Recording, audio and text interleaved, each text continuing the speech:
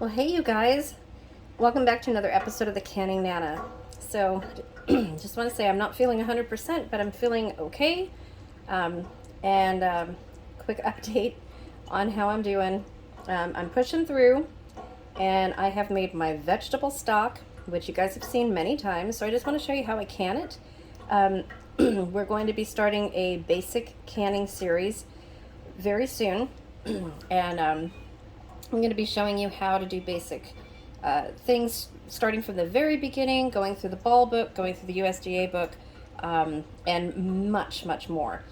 But right now, I'm going to show you how to do my vegetable stock. So what you're seeing right here is I am draining the vegetables in my colander, which is then draining in my cheesecloth so that it catches everything.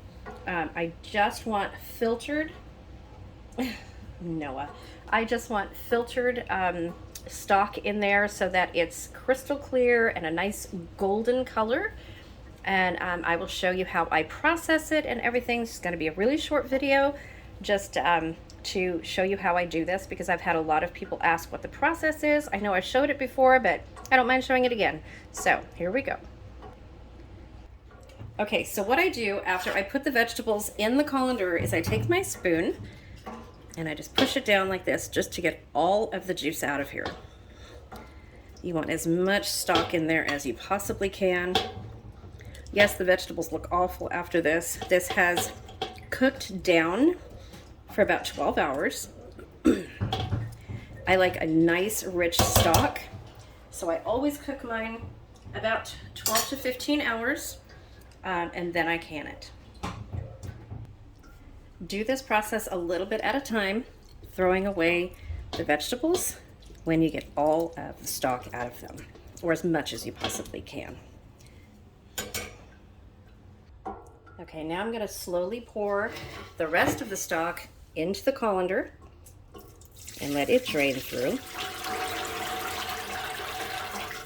There's still some vegetables in here, but not too much. So I put the colander on here because now I have another colander under here. Let's see, can you guys see that? So there's a bigger colander under here that's holding all of this. So I have a bigger colander and then the cheesecloth and then my strainer.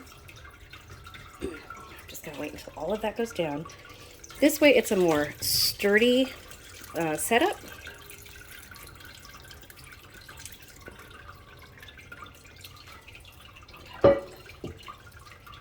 So I'm going to push this down just a little bit.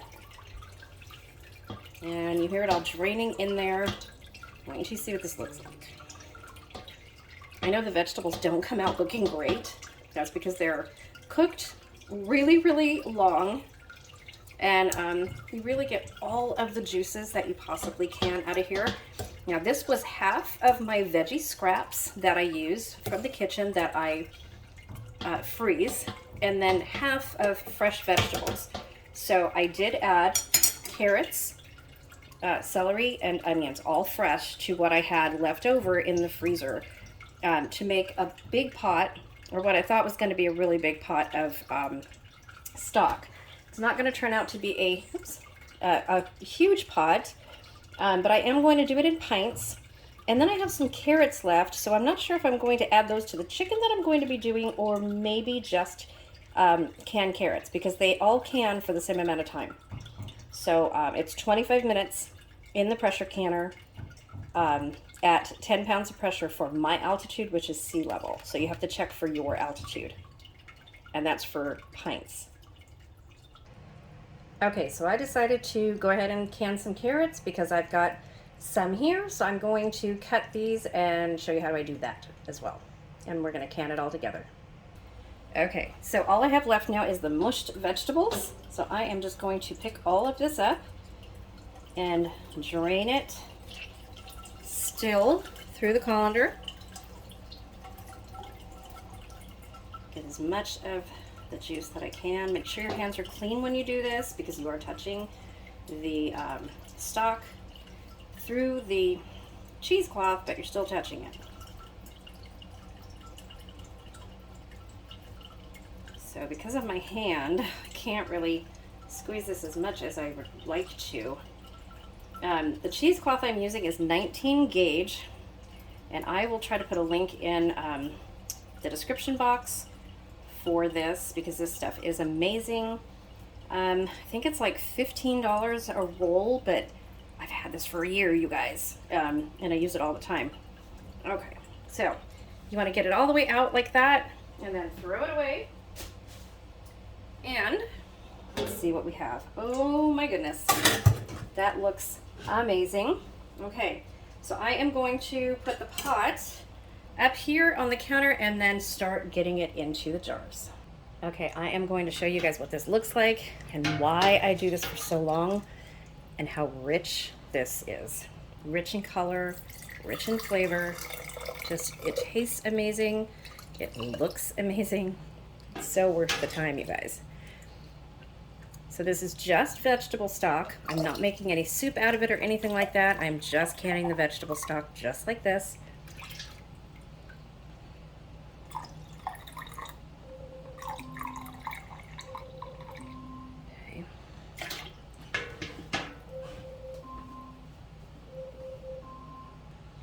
Okay, you guys. So this is the finished product. Look at how clear that is. So you're not going to get any sediment on the bottom of that or anything. It's going to stay that color, this rich brown color, and it is absolutely delicious. There are no seasonings in this. This is just pure vegetable broth. I have added no salt, no pepper, no seasoning. And there's a reason for that. It's because I'm not sure what I'm going to do with this yet. So if I make some rice with it, it'll add flavor to that. I can make mashed potatoes with this. I can make soup, vegetable soup at any time. And this is why I ingredient can, except on my next video, you are going to see me do something that I usually never do. And that is do some chicken with carrots, celery, and onion for kind of a ready-made soup. So there's going to be something a little bit different. And it's something I have not done in years. Don't think I have a video on that either. So we're going to have some ready-made chicken soup, and I will show you guys how to do that in the next video. And there you have it. So once your jars are full to the half-inch mark, or to the 1-inch mark, I'm sorry,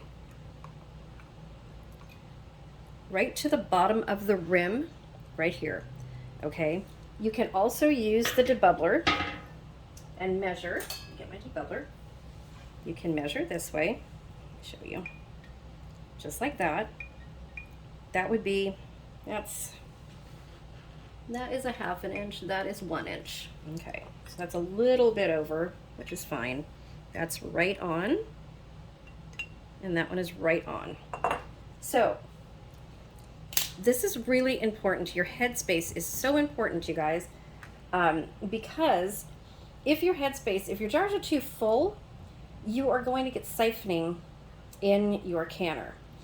And we don't want siphoning. Siphoning will, it will put more air in your jars, or put more space in your jars, and you don't want to do that. Okay, so about the headspace, as a general rule, you want to leave a 1 inch of headspace for any low acid foods, vegetables, meats,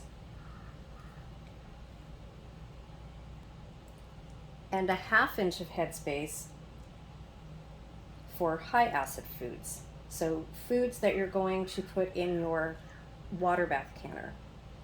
This is just a general rule. So 1/2 inch in water bath canner, 1 inch in your pressure canner, except for chicken, they just changed it. The chicken is now 1.5 inches in your pressure canner, in your jar for headspace, because of the juiciness of the chicken, which kind of makes me wonder what they're adding to the chicken. I know the breasts are really, really huge lately, which also makes me wonder what they're adding to the chickens. If you can get organic chicken, that would be amazing. I always try to do that, but I'm just giving you a basic idea, general rule. We're going to go over all of that in the beginner canning series that I'm doing. But since I'm measuring headspace and I'm showing you guys a little bit of how I'm doing it, I figured I would show you and explain to you why we do this just a little bit. So these have been sitting here for quite a bit now, and they've cooled off a bit. I'm going to go ahead and wipe the rims. I'm going to put them in my pressure canner and just let them sit. I'm not going to turn them on or anything like that. So wipe the rims down with vinegar, and then you want to put the lids and the rings on finger tight. Now, if you choose, you can warm the lids by putting them in a pot of warm water. It's not recommended anymore, but with all of the failures and stuff that people are having on the lids, it's not going to hurt anything. It just softens the compound a little bit. And then your magic wand right here, your magnetic wand, has a magnet on the bottom that actually picks up the lid like this from your pot, which helps a lot. So these are done. So these are going to go into the canner for 25 minutes at 10 pounds of pressure for my altitude. So I'm going to let them sit in there. And again, this is what they look like. Beautiful, beautiful color.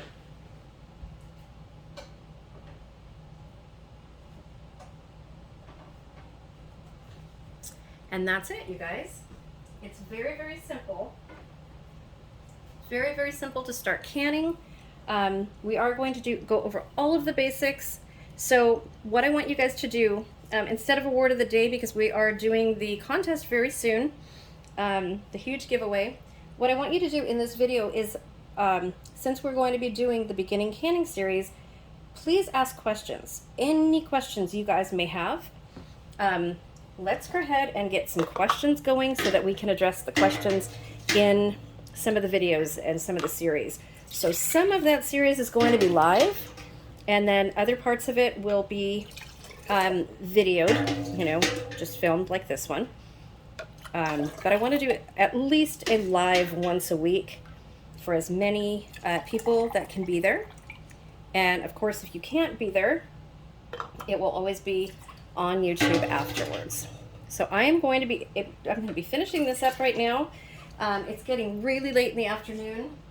It's already 2:30, you guys. So I'm going to finish this up, get my canner done. I still have chicken to do. Watch for my chicken chili video coming on the October collaboration tomorrow with Jenny Goff and Sutton Stays and all of them. I cannot wait to join in this collaboration. Chicken chili is something I really, really enjoy making in my crock pot and do it quite often. It's not something I can because it's got cream cheese in it. So, but it's really, really good. And it does freeze really well. So, thanks for watching, you guys. Please subscribe as always. And hit that like button. Help out my channel. And I will see you guys again soon. Thanks for watching.